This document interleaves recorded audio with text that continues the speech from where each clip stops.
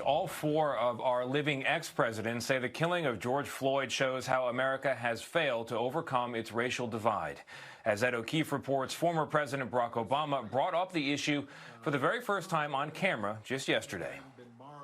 We have seen in the last several weeks, last few months, the kinds of epic changes and events in our country that are as profound as anything that I've seen in my lifetime. Speaking as part of a forum sponsored by his foundation, former President Barack Obama called for police reform.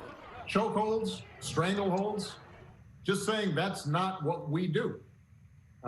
You don't need that in order to effectively restrain someone. Mr. Obama's comments come as his predecessors are also condemning recent events in remarkably candid terms.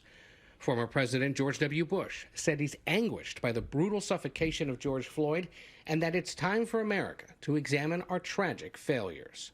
Former President Bill Clinton said that no one deserves to die the way George Floyd did, and the truth is, if you're white in America, the chances are you won't. And former President Jimmy Carter acknowledged his own upbringing in the segregated South, adding, "We need a government as good as its people, and we are better than this." The status quo always resists without some pressure.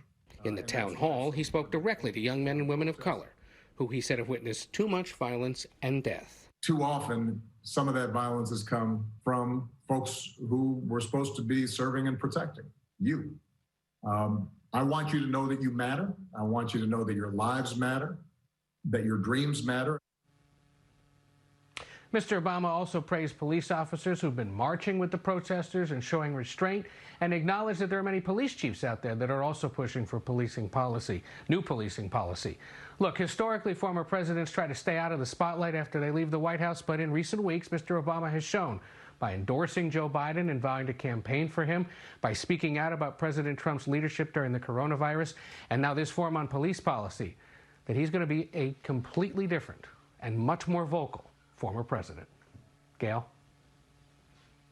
It appears so, Ed. It was interesting to see the other presidents speak up, but President Obama said yesterday, sometimes you have to make people in power feel uncomfortable and speak up. It was extraordinary to hear what he had to say yesterday. Thank you very much, Ed.